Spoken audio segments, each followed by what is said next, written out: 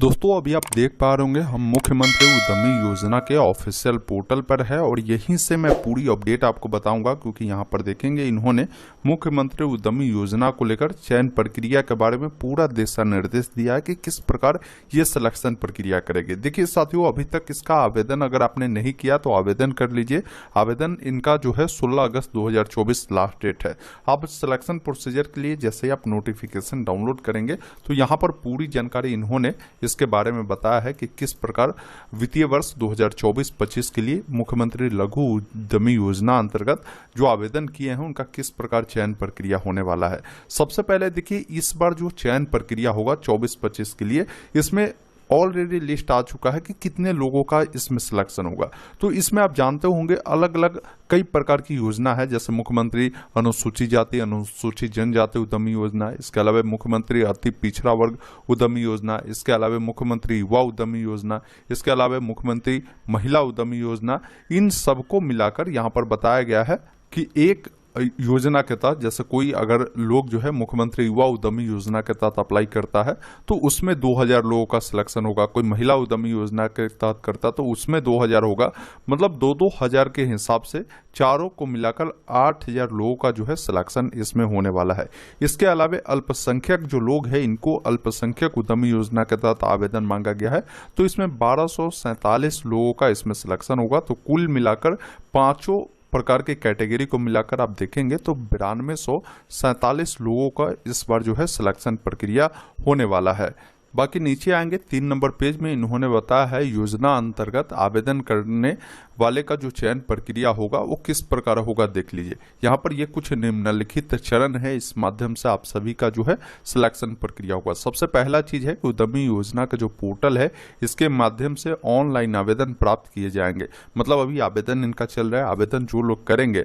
दूसरा पॉइंट इन्होंने बताया है कि निर्धारित तिथि तक आवेदन जो प्राप्त होंगे, इसके विरुद्ध क्या है कि जिलावार निर्धारित लक्ष्य रखा गया है कि भाई किस जिला में कितने लोगों का सिलेक्शन करना है, तो उसके अनुरूप क्या होगा कि आवेदनों का प्रारंभिक रूप से जो है चयन कर लिया जाएगा। अब यहाँ पर लक्ष्य रखा जाएगा कि भाई हर जिला में हमें जो है 200 लोगों का सिलेक्शन करना है। तो ये ऑलरेडी जो है फिल्टर कर लेंगे कि भाई कि पटना जिला में कितने आवेदन आए हैं, पटना जिला का एक अलग लिस्ट बना ली जाएगी।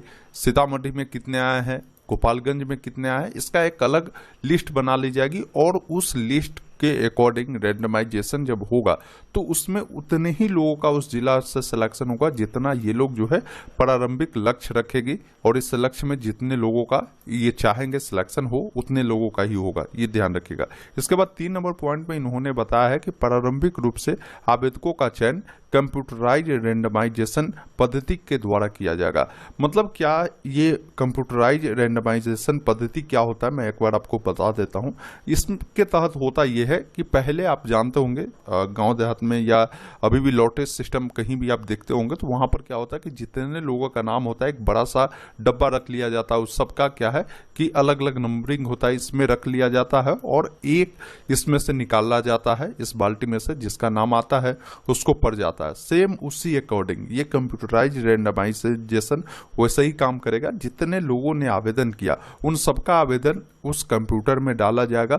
अब इसके अकॉर्डिंग ऑटोमेटिक एक बटन जब टिपेंगे तो कंप्यूटर महाराज क्या करेंगे, ऑटोमेटिक एक डाटा निकाल देगी कि भाई इस कैटेगरी में इन लोगों का नाम आया है, तो जिन लोगों का भी नाम आ जाएगा उन लोगों का इसमें सिलेक्शन होता है। इसमें कोई धांधली नहीं होता है। काफी बार आप लोग कमेंट करते हैं कि सर इसमें सेटिंग चलता है, कोई सेटिंग नहीं चलता है। आपके लक के ऊपर ये डिपेंड करता है। जैसे इसमें नाम आपका आएगा तो फिर समझिए कि आपका इसमें सिलेक्शन हो जाएगा। इसके बाद 4 नंबर पॉइंट में बताया है कि प्रारंभिक रूप से चयनित आवेदनों की मुख्यालय स्तर पर स्क्रूटनी की जाती है। स्क्रूटनी के उपरांत जो भी आपकी वांछनीय दस्तावेज है वो सब देखा जाता है। अब उसमें भी बहुत सारे लोग फर्जीवाड़ा करते हैं, डॉक्यूमेंट सही नहीं दिए होते हैं।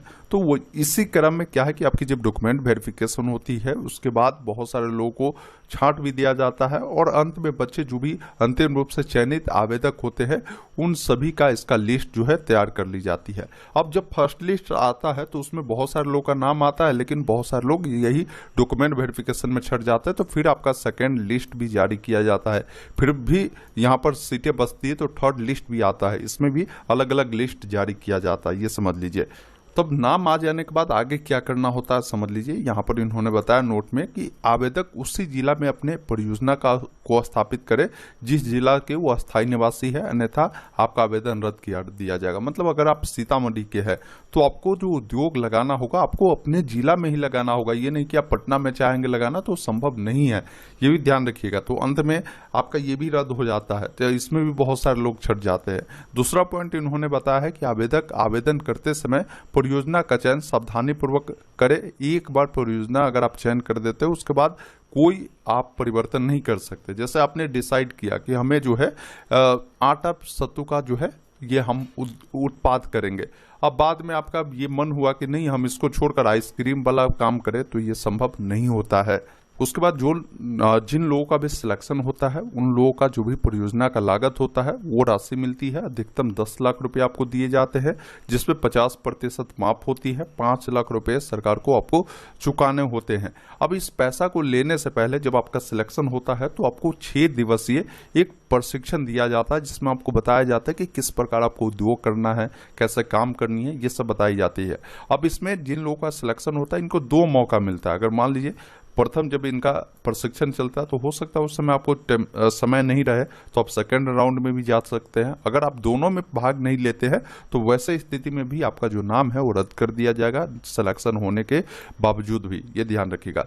उसके बाद जब प्रशिक्षण आप कंप्लीट कर लेंगे, प्रशिक्षण कंप्लीट करने के बाद आप सभी का जो परियोजना होगा, जो भी आपने अपने ये अपने उद्योग का जो भी एक नाम रखेंगे भाई कि हम इस नाम से जो है अपना संस्था चलाएंगे, तो उसका एक करेंट अकाउंट आपको खुलवाना होगा। करेंट अकाउंट जब खुलवाएंगे तो आपको पोर्टल पर जाकर, अभी देखेंगे पोर्टल पर तो वो हाइड है, उस समय जब आपका सिलेक्शन होगा फिर ये करेंट अकाउंट मांगा जाएगा, वो अपने उद्योग के नाम से ही देना होगा। उसमें आपको भुगतान आरटीजीएस या एनईएफटी के माध्यम से जो है आपको किए जाएंगे। प्रथम भुगतान जो आपकी होगी, प्रथम किस्त जो आपकी होगी वो अधिकतम 1.5 लाख रुपए का होगा। ये 1.5 लाख रुपए से आप क्या करेंगे, तो 1.5 लाख से आप बिजली कनेक्शन लेंगे, सेफ्टी किट होते हैं जैसे फायर वाला जो ये आता है वो सब आपको लेना होगा, जिसे आपको सेफ्टी किट के नाम से जाना जाता है। और अन्य मद में भी आपको 25,000 जो राशि है वो आपको दी जाती है। तो कुल मिलाकर अधिकतम 1.5 लाख रुपए आपको पहली बार में मिलेगी। फिर उसके बाद क्या होगा कि लाभुक द्वारा परियोजना स्थल किराए पर लेने की स्थिति में 6 माह का जो मासिक किराया होगा वो अधिकतम 50,000 रुपया होगा। जो न्यूनतम हो वो अग्रिम के रूप में आपको जो है दिया जाता है कि आप ये 6 महीना का आप किराया भी आप दे सके। अब ये 50,000 तभी मिलेगा जो आप किराया लेंगे, तो ये नहीं कि वो आपके माता पिता या दादा दादी आपके ही परिवार के लोगों के वो मकान है उसमें आपने किराया लिया तो फिर ये राशि आपको नहीं मिलेगी, ये भी ध्यान रखिएगा, अग्रिम नहीं आपको मिलेगा।